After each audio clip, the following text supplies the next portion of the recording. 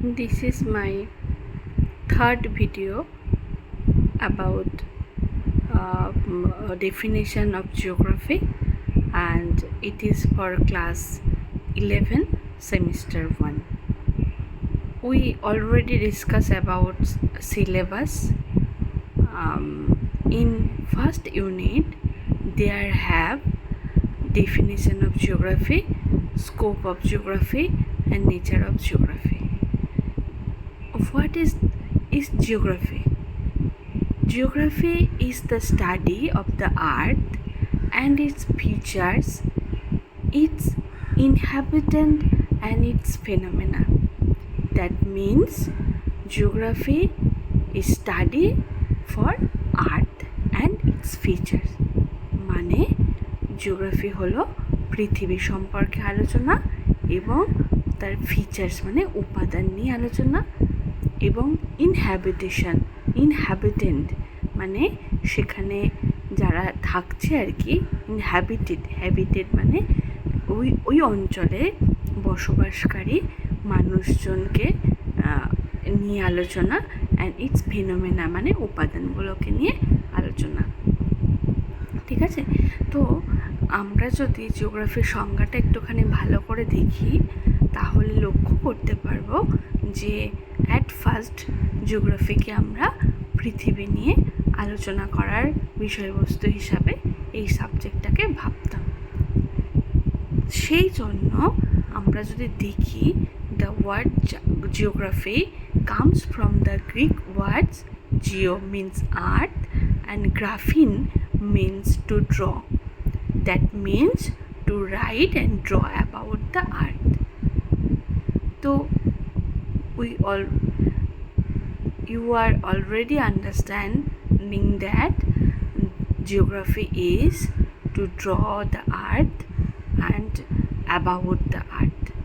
Okay, geography only discuss about the earth at a time. মানে আমরা যদি এটাকে একটুখানি ভেঙে বলি তাহলে বুঝতে পারবে যে জিওগ্রাফিকে প্রথমে আলোচনা করা হতো পৃথিবী নিয়ে আলোচনা, তারপরে যখন জিওগ্রাফি উন্নতি হতে থাকলো, বিভিন্ন বিজ্ঞানীরা জিওগ্রাফিকে নিয়ে আলোচনা করতে শুরু করলো, তখন তারা জিওগ্রাফিকে বিভিন্ন বিষয়ের সঙ্গে রিলেট করে তার বিভিন্ন ব্রাঞ্চেসের উৎপত্তি ঘটিয়েছেন। যদি আমরা এটাকে একটু উদাহরণের সাহায্যে বুঝি তাহলে বুঝতে পারবো যে গ্যালিলিওই প্রথম ব্যক্তি যে দূরবীন আবিষ্কার করেছিলেন এবং বলেছিলেন যে পৃথিবী স্থির নেই, পৃথিবী ঘুরছে, সূর্য স্থির আছে। কিন্তু এটা তো তখনকার সমাজের পোপরা বিশ্বাস করতে পারছিলেন না যে পৃথিবী স্থির থাকতে পারে, পৃথিবী যে সূর্যতে স্থির থাকতে পারে এটা তারা তখন বোঝেননি। তারা সবসময় বলছিলেন যে সূর্য স্থির নেই, সূর্য ঘুরছে, পৃথিবী স্থির আছে। কিন্তু গ্যালিলিও দূরবীন আবিষ্কার করে সেটা সম্পর্কে পুরো আলোচনাটাই পাল্টে দিয়েছিলেন। সেই রকমভাবে এই যে পৃথিবী স্থির নেই, পৃথিবী ঘুরছে, সূর্য যে স্থির আছে, এইটুকু আবিষ্কার করতে গ্যালিলিওকে বন্দি করে মারা যেতে হয়েছিল। সুতরাং এই যে বিষয়, যে ভূগোল মানে পৃথিবী নিয়ে আলোচনা, পৃথিবীর বাইরে আর কিছু হতে পারে না, এটা কিন্তু বেশ কিছুদিন থাকলো না। কারণ আমরা যদি একটু এটাকে অন্য সাবজেক্টের সঙ্গে তুলনা করে দেখি তাহলে আমরা সবাই বাংলা সাহিত্যের ইতিহাস পড়েছি। তো বাংলা সাহিত্যের ইতিহাসে আমরা দেখেছি সবসময় একটা রবীন্দ্রোত্তর যুগ, রবীন্দ্র পরবর্তী যুগ, এই রকমভাবে বিভিন্ন লেখকরা তাদের সাহিত্য, উপন্যাস, বিভিন্ন ছোট গল্প, বিভিন্ন কিছু আনার চেষ্টা করেছেন।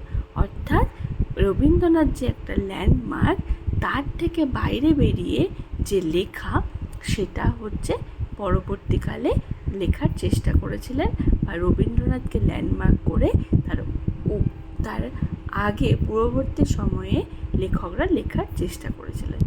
তেমনিভাবে জিওগ্রাফিকে যদি ধরা হয়, পৃথিবী নিয়ে আলোচনা করা হয়, তাহলে পৃথিবী নিয়ে আলোচনা সেটা তো গেল। তাহলে পৃথিবীর মধ্যে যে বসবাসকারী মানুষ, সেই মানুষের যে বিভিন্ন সংস্কৃতি রয়েছে, বিভিন্ন জায়গায় গেলে আমাদের বিভিন্ন ভাষার বৈচিত্র্য দেখতে পাই, বিভিন্ন মানুষের শারীরিক কাঠামোর পরিবর্তন দেখতে পাই, সেগুলো তো পৃথিবীর মধ্যেই আমরা দেখতে পাই। তাহলে জিওগ্রাফি শুধুমাত্র কেন পৃথিবী নিয়ে আলোচনা করা হবে? পৃথিবীর মধ্যে কেন মানুষকে নিয়ে আলোচনা করা হবে না? সেই হিসাবে বিভিন্ন বিজ্ঞানীরা জিওগ্রাফিকে নিয়ে মানুষের সঙ্গে বা হিউম্যান জিওগ্রাফিক হিসাবে ভূগোলকেও আলোচনা করতে শুরু করেছিলেন। তাহলে আমি নিশ্চয় বোঝাতে পারলাম যে at a time geography is only for the about earth, but at the mean time when geography is proceed, then we are study about human beings, okay, তাদের সেটেলমেন্ট, নেচার, কালচার এটসেট্রা। ওকে, তাহলে আমরা যদি এখন বলি geography হচ্ছে কাকে বলে, তাহলে কিন্তু আমরা শুধুমাত্র বলবো না যে জিওগ্রাফি মানে হচ্ছে পৃথিবী সম্পর্কে আলোচনা। আমরা বলবো পৃথিবীর সম্পর্কে আলোচনা এবং পৃথিবীর মধ্যে বসবাসকারী মানুষ সম্পর্কে আলোচনা। আমরা নেক্সট ভিডিওতে বিভিন্ন ব্রাঞ্চেসের কথাটা আমরা আলোচনা করব। আচ্ছা, এরই মধ্যে আমরা যদি এখান থেকে এমসিকিউ পেতে চাই, তাহলে হয়তো আমাদের প্রশ্ন আসতে পারে যে জিওগ্রাফি শব্দটি কোন শব্দ থেকে উৎপত্তি হয়েছে। তাহলে উত্তর হবে গ্রিক শব্দ থেকে।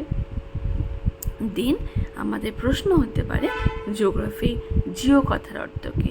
উত্তর হবে আর্থ বা পৃথিবী। গ্রাফিন কথার অর্থ কী? উত্তর হবে ড্র বা আঁকা। ঠিক আছে, এরপরে যদি বলা হয়, প্রশ্ন আসতেই পারে জিওগ্রাফি কথাটি প্রথম কে ব্যবহার করেছিলেন? উত্তর হবে এরাটোস্থেনিস। এইভাবে আমরা জিওগ্রাফি নিয়ে এই চ্যাপ্টার থেকে যে সমস্ত এমসিকিউগুলো আছে সেগুলো আমরা পরবর্তী পর্যায়ে ধীরে ধীরে আলোচনা করব। আজকে এইটুকুই থাকলো। যদি আমার ভিডিও ভালো লেগে থাকে তাহলে প্লিজ চ্যানেলটাকে সাবস্ক্রাইব করুন, লাইক করুন আর শেয়ার করুন।